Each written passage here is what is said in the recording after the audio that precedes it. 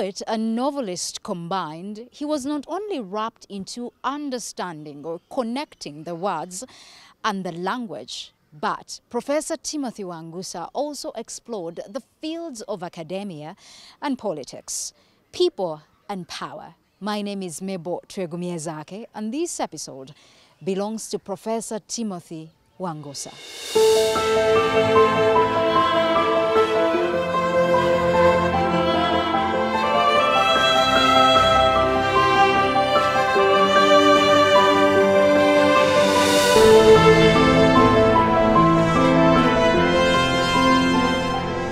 In writing, dreams can be real and unreal, and if it is so, then this is a field which pulls that which records the lies and the truth. However, while everyone can write, not everyone is a master at writing perfect truth and lies. For in the world of literature, just like in a kingdom, only kings and queens rule. Professor Timothy Wangusa, the king in whose literature the thin lines between the truth and lies is what are the facts and fiction best laid in his outstanding prose and poetry. A man of words with which his tongue has created lines of poems from mind to ink salutations and novels that have nurtured students for generations and birthed writers in the trade. Professor Wangusa, the chairman of Uganda Writers Association and founder, president of International Pen Uganda Center, is an alumnus of Makerere University, where he was decorated professor, served as head of Department of Literature and Dean of Faculty of Arts. A former minister and member of parliament in the 1980s and 90s, poetry is to him whose advice to the President Yoweri Museveni today as his presidential advisor on issues of literary affairs is sent in lines of poems. Terra and terra, terra and terra. Yeah. Yes. Do you remember an N, Miranda? Do you remember an N? It's built on that. So my poem begins by saying, Mama Manana of Maleleland. Mama Manana of Maleleland. Do you remember the old man of Manafa? Do you remember him? By October, he discovered he hadn't appointed two ministers. So he looked around and actually sent a guy to my house to say, hey, if His Excellency appointed you to a ministry, would you say yes? And I couldn't say no, because that would be quite risky to say no to a military government. The state is my shepherd, I shall not want. It makes me to lie down in a subsidized house. It leads me into realms of political tranquility. It restores my faith in a business future. People and power. A grandfather of writers, many a writer in Uganda have said of his status, Professor Timothy Wangusa. Welcome to People and Power.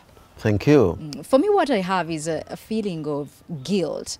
Guilt in a matter of regret, because it's taken me a while to actually sit with you on People and Power.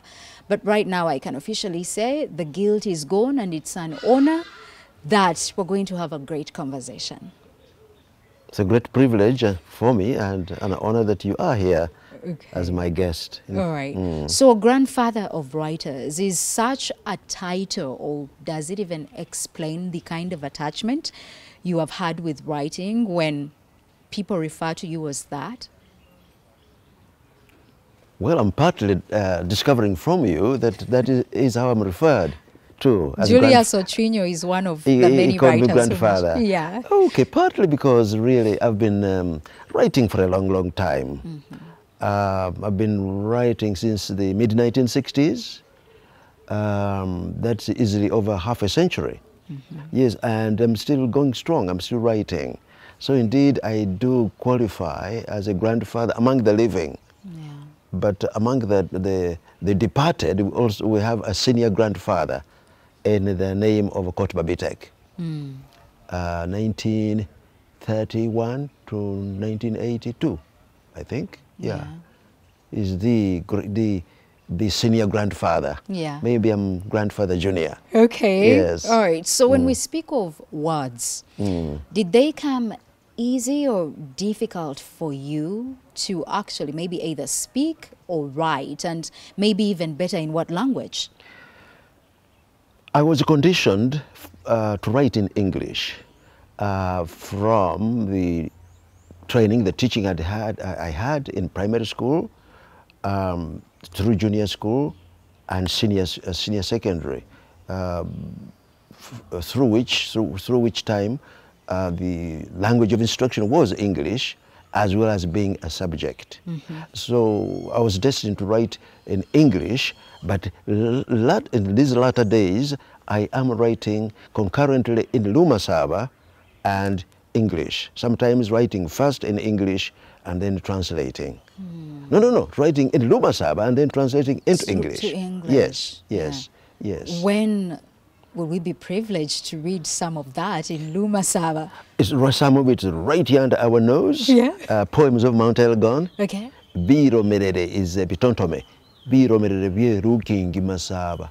Yeah, it's under our nose here, came out a year ago. Okay. Yes. All right. So when do words become more than just words to a person who becomes a writer?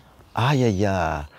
It's to do with the fact that all of us, all human beings use words when we speak to one another. But when those words are sifted, when you sift through words, you arrive at what is called prose.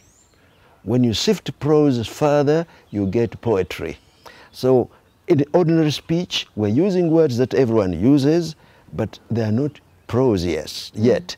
One famous writer described prose as words in their best order, and poetry as the best words in their best order.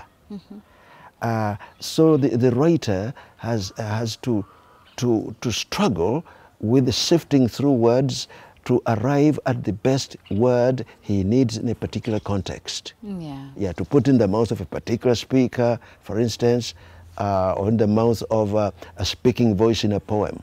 It's choosing from words which are available, which we hear in ordinary speech, but sometimes we go further and coin words.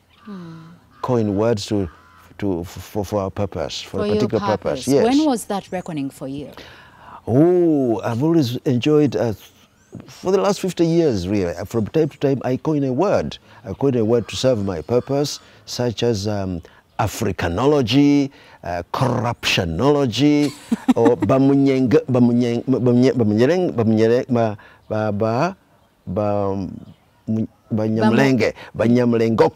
From Banyamlenge, I create Banyamlengocracy. Seriously? Yes. That poem which I call Africanology, Yeah. I allocate to various countries in Africa a specific specialization. Every country specializes in something, and it's a coinage. It's something I coin for every country. Yeah. If I'm privileged later on, I would like to read Africanology to you. Africanology. Yes. Okay.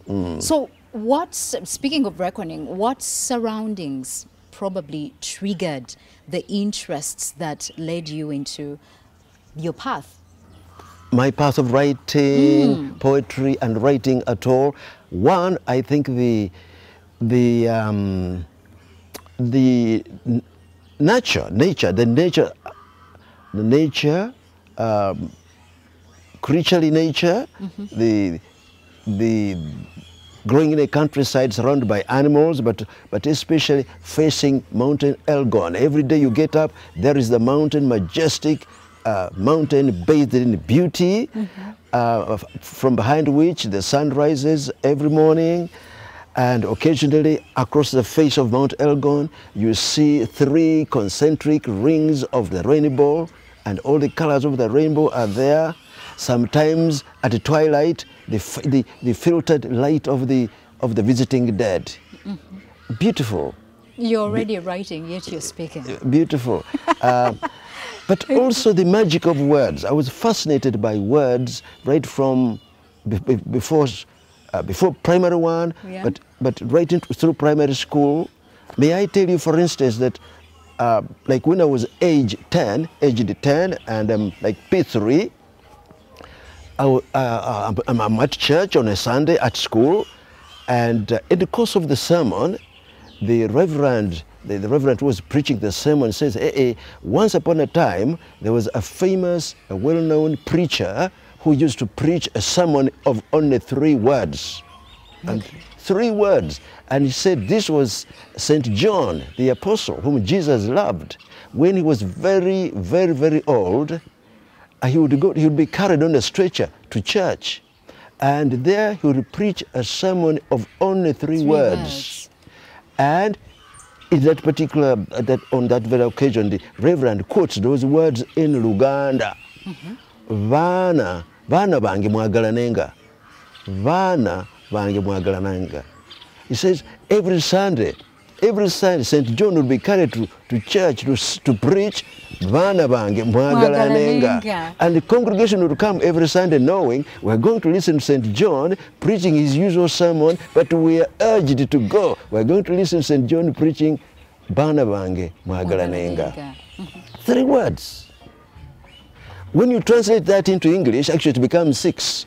My children always love one another. 6. So English is verbose. In Uganda, 3 words. Yeah. There are other occasions. There was another occasion much later on, like 4 years later. 3 words did magic for me. 3 words. Which ones? End of primary 6, we've done our writtens. We are now doing interviews to get into junior secondary. So orals. And the Muzungu headmaster, who had been the 2nd principal of Makerere University College long way back in the 1920s, was now headmaster of a junior secondary school in Mbale region. Yeah.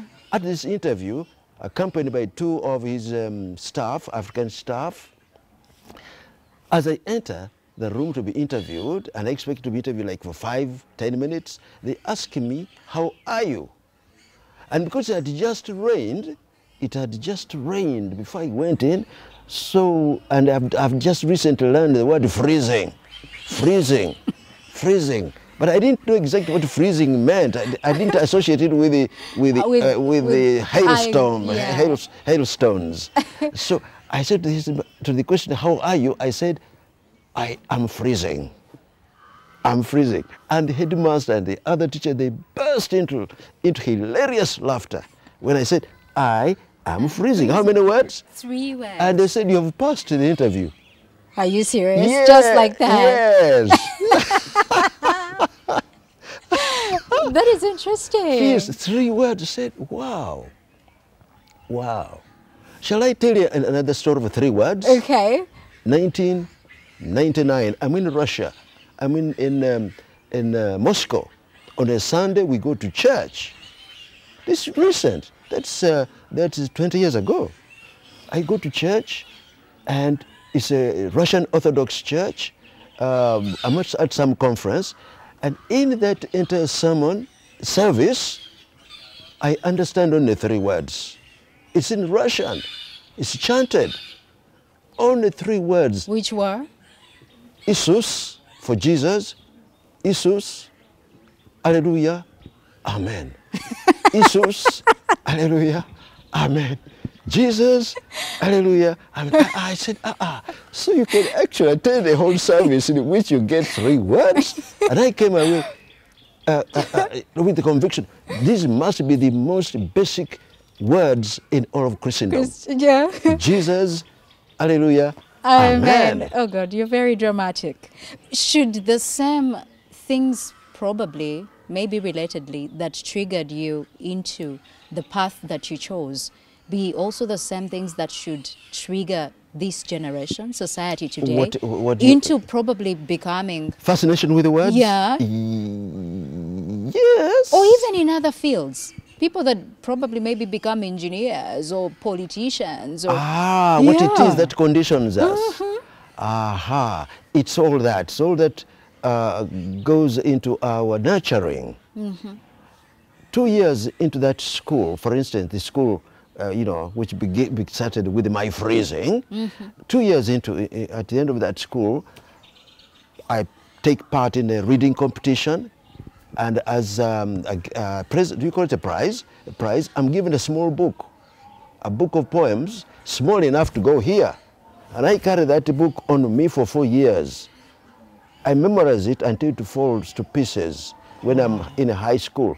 It was the poems of the young man John Keats, who lived in the 1790s into 1800s. So by carrying his poems on me all the time, I was conditioned into walking the way of poetry. And now we can imagine how many poems you've written and the novels and all that. Nurturing. Yes, but this thing, I carried until that book, it was pocket size, until it fell to pieces. Okay. Yes. So what was it like growing up in Masabaland? Ha ha ha ha ha. Masabaland means the mountain.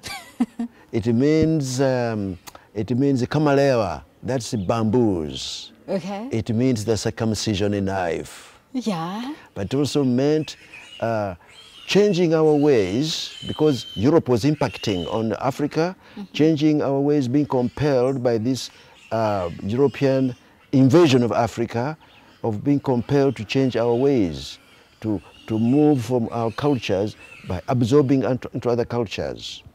Other cultures, Muzungu culture, and my writing is about that transition, that things fall apart of a Mugisu child growing up to become a new African, kind of a new African. What it takes, what you lose, and what you compromise, and what you have to take on, and the pain that sometimes goes with that. It's the subject of my 2 novels so far, and it's the subject of my yet third novel yet to be written, still in the writing. Does that mean most of your writing is reality? Yes. It's not fiction? It's reality fictionalized. Yes. Okay. Yes, it's a real life, slightly distorted, stylized, to appear like it's not real, but it is built on reality, social reality. Okay.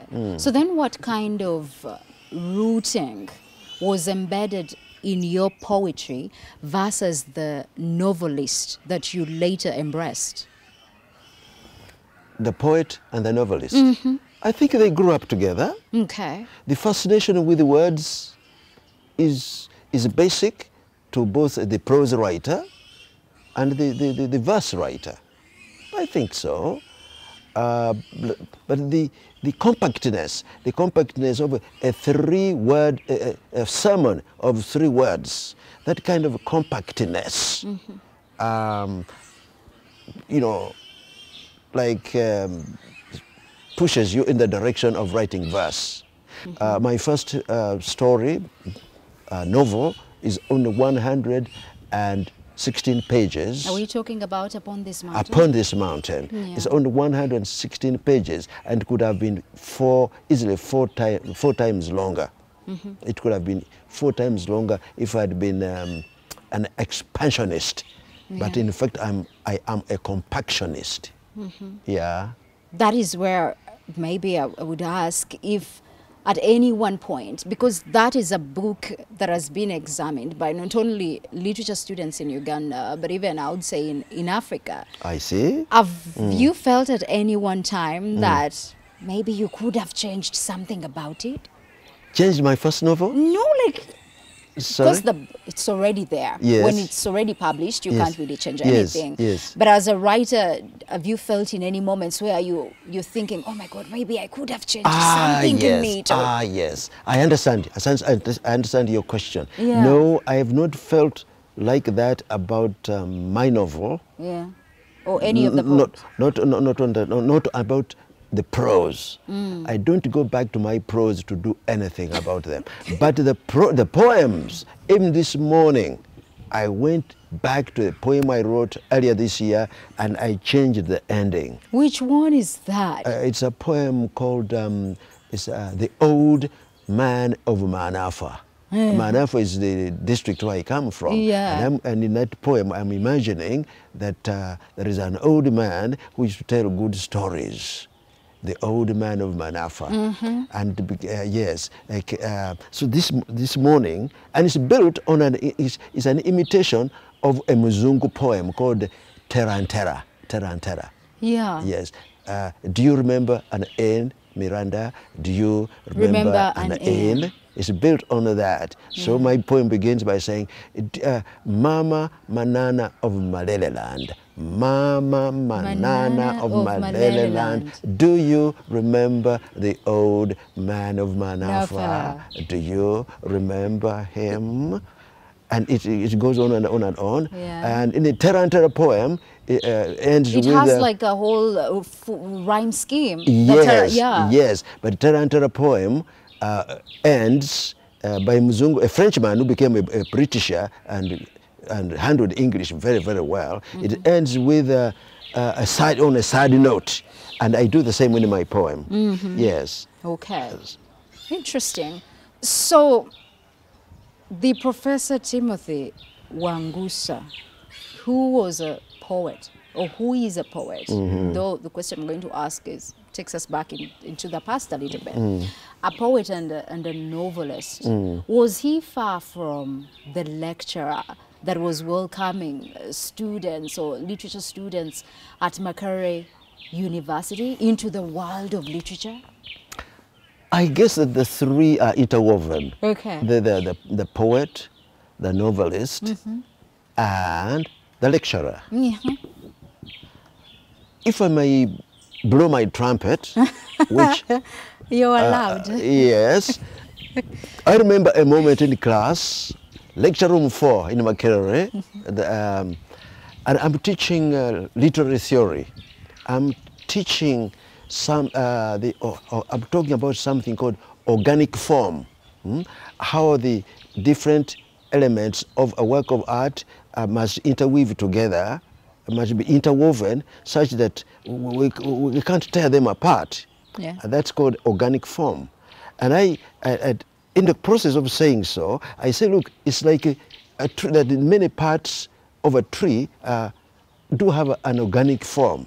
It's the way the roots of a tree and the stem and the branches and the leaves and the fruits are all held together by the sap in the treeness of the tree. Oh my God. And my students went like, they gave me an applause in the class. I said, hey, you know, so I was talking about organic form, and then I used a tree to illustrate that. And after I got that applause, I then went and wrote that poem, which I called Organic Form. So the three were working together. Okay, that is interesting.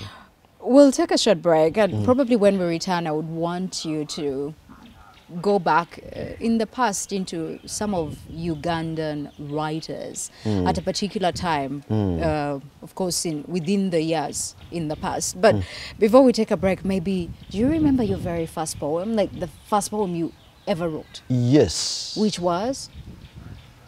The poem I started writing, and I thought I would finish it soon, but it went on like for 30 years. 30 years. Because I don't know how much time I have to reply this one, but it grew out of me teaching. I was an undergraduate student in Makerere, back to my old school, Navamari High School. I'm teaching Bible, and I'm teaching the most difficult doctrine, concept in all of Christianity, which is the Trinity. And I begin by writing on this 1965, on the blackboard, this topic that I'm going to talk about, teach, and I say, defining God, defining God. And my students were like scandalized. This guy is going to teach us to define God for us? So I said, no, I'm going to teach something called the Trinity. And by the end of that class, I was feeling stupid. Look, I'd failed to really deliver the goods. I hadn't given my students a proper understanding, to the best of my ability, what the Trinity is about. Yeah. So I said, I went away and started reducing this nebulous doctrine of the Trinity to a small package. And it took me really like 30 years reducing the Trinity to 15 words. To 15 words? Yes, in which, and you see, my own headmaster in teaching me the Trinity in that very school previously had likened the Trinity to a Karamojong stool with the 3 legs. My conscience, my sensibility said no. He had likened the Trinity to water in three forms: solid, liquid, vapor.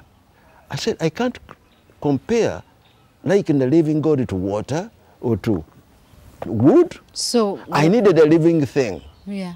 So I ended up 30 years on by producing. May I read it for you? Yes, you can read it for us. The heading has 3 words.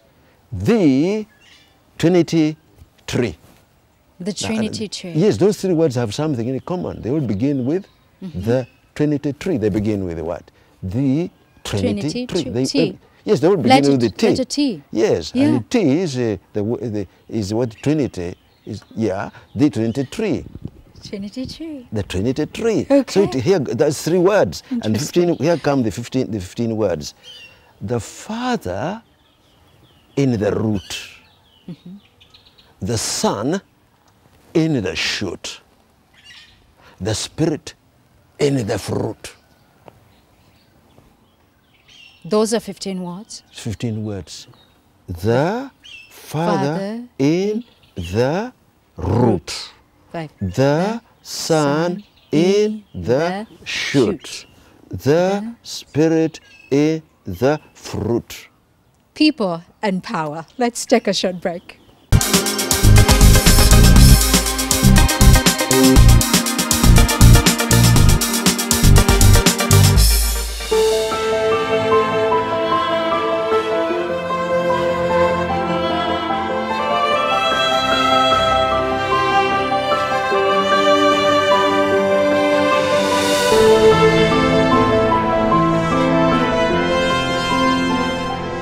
A former Bodonian for his HSC in 1962 to 1963, Timothy Wangusa, son of the late Saul Wakuru and Anna Mary Musuya, grew up in Bumulo County in present-day Manafo District. He was schooled at Native Anglican Church, Bupoto Primary School in 1950 to 1955, Masaba Junior Secondary School in 1956 to 1957 and Nabomali High School in 1958 to 1961. Like I said, if in writing one can dream the real and unreal, then Professor Timothy Wangusa's dream in ink has been lived and loved in pages and more. People and power. The hashtag on Twitter is NBS People and Power. This episode belongs to Professor Timothy Wangusa. My name is Mebo Twegumiyazake. Now, Professor Timothy Wangusa is an expert on African and British poetry. His bank of poetry has been amassed in a pattern of dust, 1965 to 1990, and of course into his origin and rich culture. The latest is 2017. It's right here. Bilo Merere. Which is Bitontome, thank you. Which is? Bitontome. Bitontome. Poems of Mount Elgon.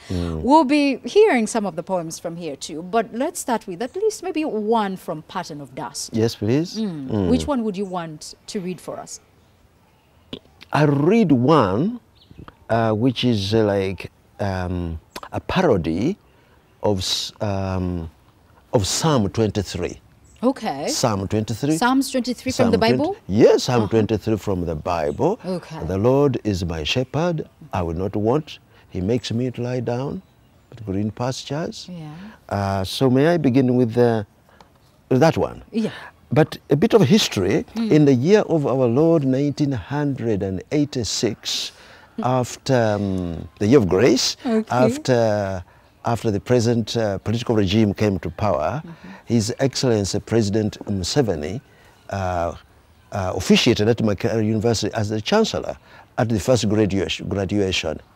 And he's a good reader. He had, by the time he comes to the graduation ceremony, read a little book by the, put together, an anthology of poems by Jacob Matovu, the title of which was Creative Moments. Okay. Creative Moments, published somewhere in the 1970s.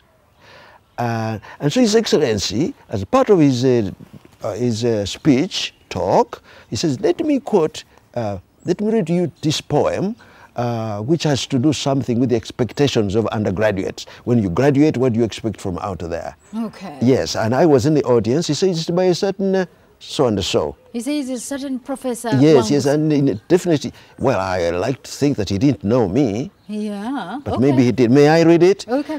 Take The it away. state is my shepherd, Psalm 23, part 2.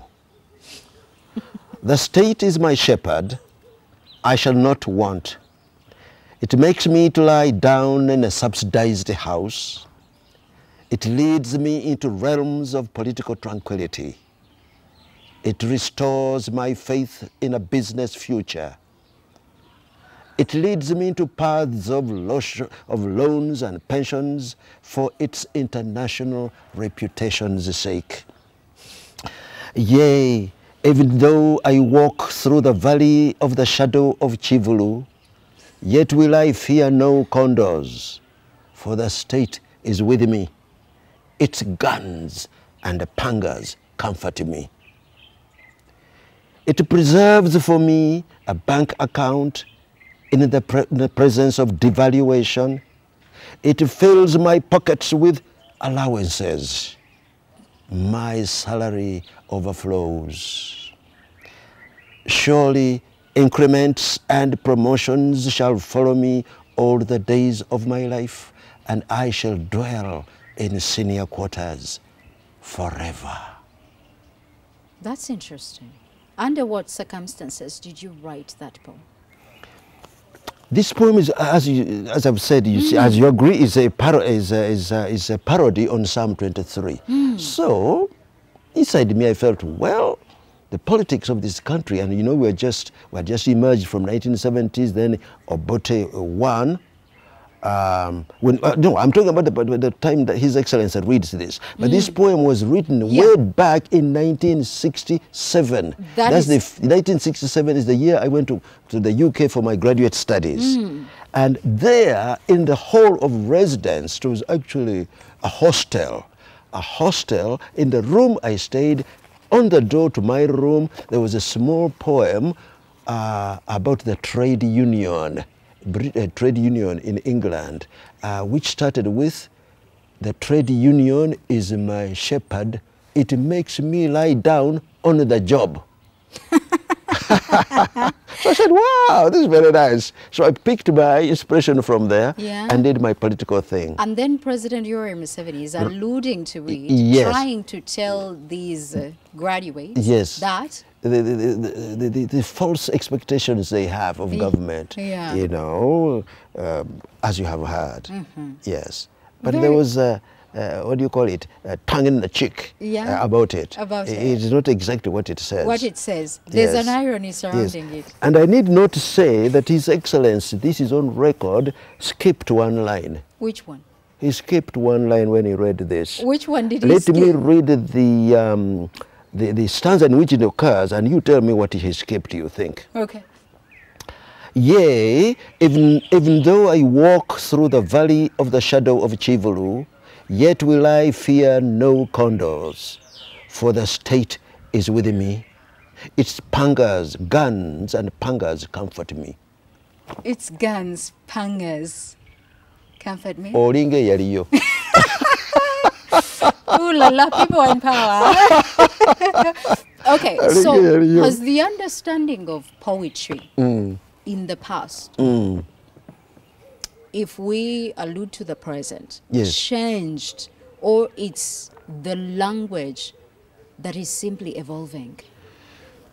May I answer that by saying that poetry has been misunderstood throughout, I think, because it comes through the classrooms. Okay. It's something you open a book and slave at and struggle at. Yeah. But now with the performers, with poets like Harriet Anena, taking poetry out of classrooms and putting on a stage, reciting and dancing their story, dancing and reciting, poetry has moved from being something something that matter to something enjoyable, because really the human mind, I think, wants something in the form of a performance. Yes. Okay. So you were one of the first professors at Makerere University. Yes. And then the first ever from Bugisi, right? Yes. Was that an achievement you looked at even then as a victory, given the history of maybe education in the country at the time? Well, really to become professor is is promotional. It's at universities, assistant lecturer, senior lecturer, associate professor, and then professor. It's if you work at it, it comes steadily. Yes, there's a sense of achievement when you become one, but it's no cause for like self-congratulation and feeling like superior. It's one of those, achievement things. Yeah, but it's true that at the time I became professor in 1981, there were very few professors in Makerere, African professors. Banage, Professor Banage in botany years before, there were like 2-3 other names before me. Yeah, even famous professors like Apollon Sibambi, Sentes Akachu became professors after me. Wow. Yes. By 1981, there were really very, very few of us. Yes. Okay.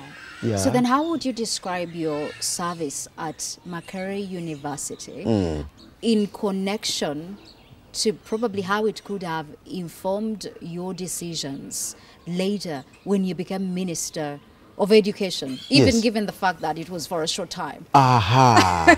Well, it so happened that in 1985, while I was a professor, I've been a professor for 4 years. I've been Dean of Faculty of Arts. I was head of the Department of Literature at the time.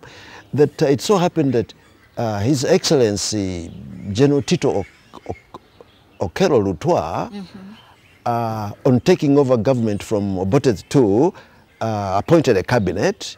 That was July of that year. By October, he discovered he hadn't appointed 2 ministers, so he looked around and actually sent a guy to my house to say, hey, if His Excellency appointed you to a ministry, would you say yes? And I couldn't say no, because that would be quite risky to say no to a military government. Oh my God. Yeah, so I was appointed minister by dint of my being a somebody in education already, and he wanted somebody from Mbale. So one day, specific. Yes, he had sent this gentleman, a colleague in Makerere, to sound me out. And a week later, I'm in Chalo, I hear a radio announcement, 6 a.m., saying, Wangusa, you must report at Parliament today at 2 p.m. with, in Uganda, awatali kwe kwa sansonga yonna. Oh my God. So I drove like mad from Chalo into Makerere, freshened up a little, and by 2 o'clock I was at the parliamentary chambers. Yeah. I think that answers your question. Yeah, it's because does. I was a somebody already. Yeah, but 6 months it was? No, 3 months. Oh, this was October now. 3 months later, we are pleasantly overthrown. Oh my God. Did you have any regrets that you didn't serve longer as Minister of Education? No, it was a nice interlude. It was, eh? Yes. It's like you had been wishing for something to happen. So It was a nice interlude, and I really sensed that the regime of the Okellos wasn't going to last. Yeah. No. Okay. I'd been in Nairobi with the Tito Okello and Basili Okello to meet with Museveni and his team in what were popularly known as peace jokes. They were supposed to be peace talks, but the country dismissed them as peace jokes because the country didn't think anything was going to come out of the peace talks. Okay. And indeed, nothing did. But then what pushed you into elective politics? Because then you became a member of parliament well longer than you were minister. Yes. I was in NRC, National Resistance Council, from 1989.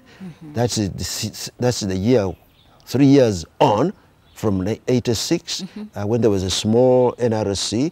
Then there was this expansion in 1989, when every county throughout Uganda was allowed to return one MP. Well, actually, because earlier on, way back in 1980, I was going to stand, Obote 2. I was going to stand as a member of parliament for my constituency. And then those elections, something happened, I didn't stand. 1980. So it didn't just happen 1989. 1980, I'd already declared my candidacy. What convictions did you have, like to push you into, even like politics or even? Well, you see, because partly I believe that we poets, we artists, verbal artists, are the unacknowledged legislators of society. Okay. That's from one poet from long ago. And that we actually set the standards. We set the value standards by which communities eventually run. Yes, we set standards. And so for me, transiting from being a poet and a professor to being a politician, the 3 Ps are the same. Oh, God. Did your constituency get value from you being in parliament? I trust so. But I didn't go to 1980 parliament because something awful happened in my family. Yeah, something, I lost my wife. Just as we were going to campaign, I lost my wife and I just withdrew. But 1989, I still had that wish to be in the leadership of this country. Not really for personal gain or anything like that, but really to be part of the team that sets the values, the standards, moral and communal standards by which our country should be run. And I was satisfied. And did you genuinely like politics? I did. You did? I did. I really did. But 7 years on, I returned to the world of letters. I went back to Makerere, 1996 till 2001. Okay. So let's go to your unforgettable memories. I want to take you back to the 60s into the 70s when it comes to Uganda's political affairs. Where were you in the 60s? What are some of those memories? Memories. Uganda's independence found me in A-levels, S5. S5, King's College, Budo. Okay. And we watched the fireworks, of independence fireworks from balcony in the King's College, Budo. And Obote 1, that's 1962 to 66, was the greatest we ever knew. We were happy and we didn't know it. Okay. Yes. Looking back, it was perfect. Uganda's economy was just so strong. An American dollar was equivalent to just 7 shillings. 7 Ugandan shillings were equal to $1, and 20 Ugandan shillings were equal to 1 British pound sterling. The economy was that strong, and the national morale, the public morale, and public morality was at its best. Okay. Until Rubiri happened. The bombing of the Rubiri. Where were you? 1966, I was a second-year undergraduate in Makerere. We saw the fire, the gunfire. You know, from Makerere, you could see the gunfire coming from Rubiri. And that started us on our way down, 1966. That's bad memory. By the end of 1960s, the excellent Obote one was losing it all. He was fumbling. He was fumbling the political convenience, marriage of convenience between UPC and Kabakayeka of Buganda. It wasn't working. It was obvious. We were falling apart. Wow. So our best, by the end of the 60s, our best was tending to bad.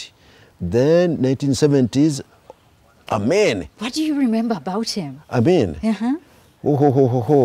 Amen, you have to read this book. Amen. You even have a book? Yes. Okay. Anthem for Africa. Yeah. All that is Amen. All this is Amen? Yes, Amen fictionalized. Okay. 1994, I think, that book. Yeah. It came out from Italy, so it says Italian and English on facing pages throughout. Inopara. Africa. Anthem for Africa. Anthem for Africa. Yes, I think it's my best book, incidentally, to date. Wow. Not available in Uganda. And some people think it's upon this mountain.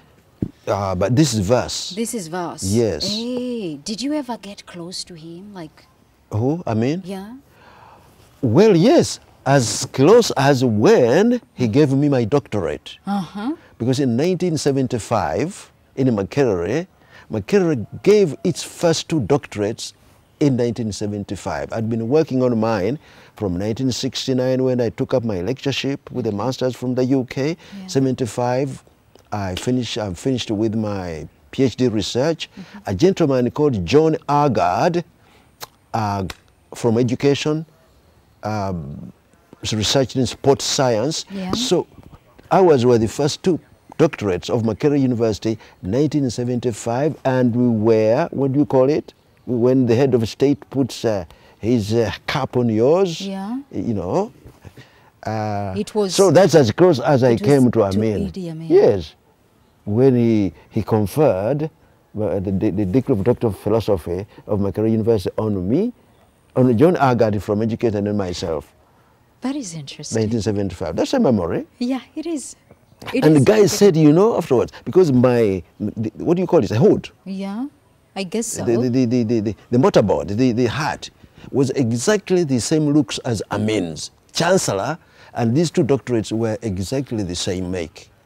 And the guy said to me afterwards, you must flee the country. His Excellency can't be amused by the fact that you 2 had exactly the same quality of a hat as himself.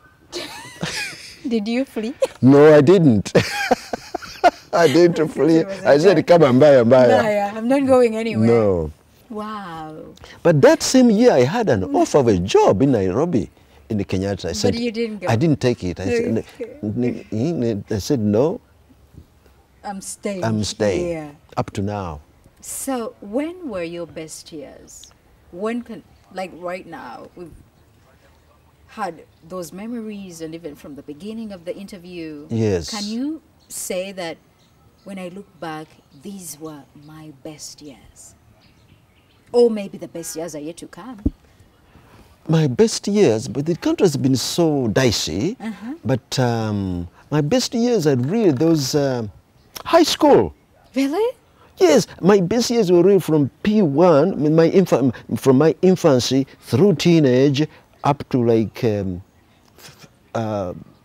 Makerere. Really, the years of my teenage, infancy, teenage, young adult. And then next to that is the current phase. A retired professor, retired but now freelance. Yeah. Ever since retiring from Makerere, I've been Vice Chancellor in Kumi, Okay. research professor, would you believe it? Research professor in UCU, thereafter visiting professor of literature. The last 2 years, literature professor at Bishop Stewart University in Imbarara. That is freelancing. So my best years is as a freelance professor. Wow. These, not exactly twilight years. What's the time before twilight? Before the sun sets.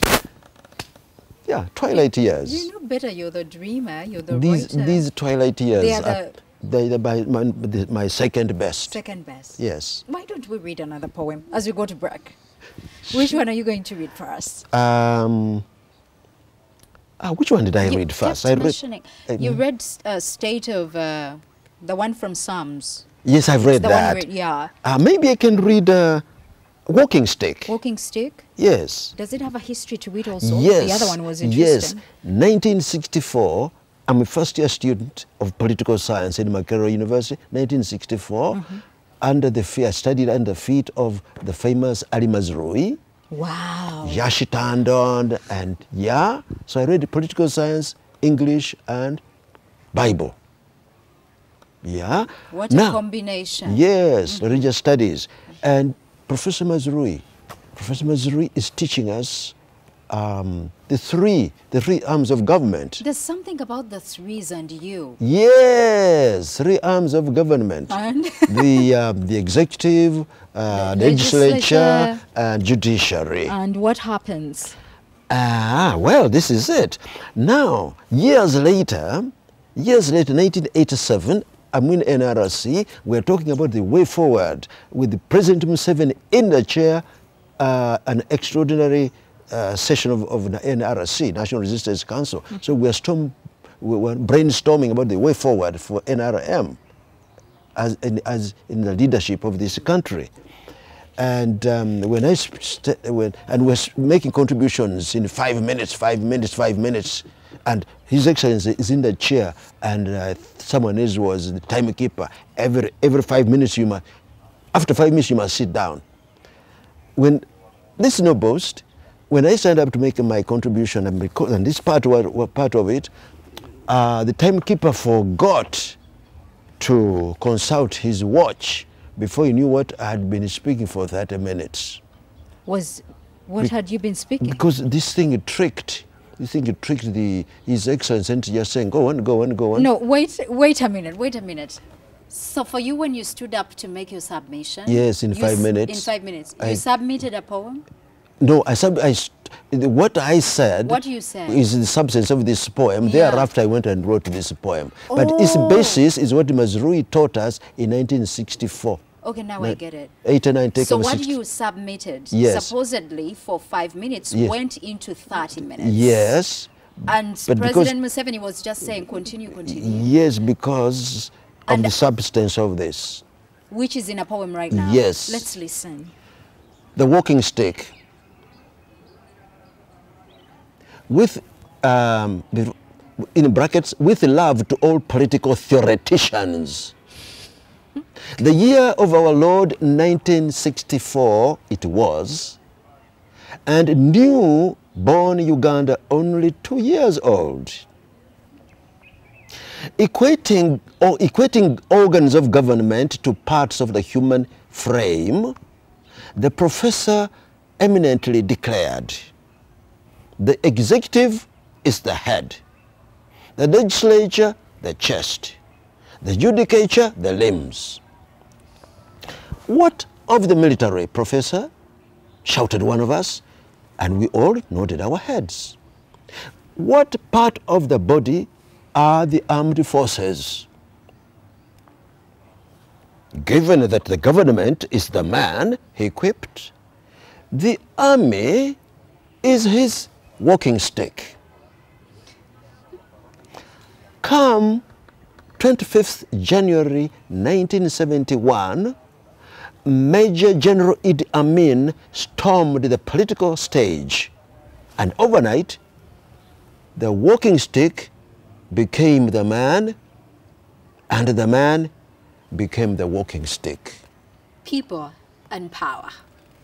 I do appreciate you so much for watching this episode. And as we conclude, I can only say that only those people whose footprints have been written in the hearts of those they've served with honor will be remembered as the people with power. Professor Timothy Wangusa has made his mark and is one of those people. My name is Mebo Twegumiezake. Thank you for watching.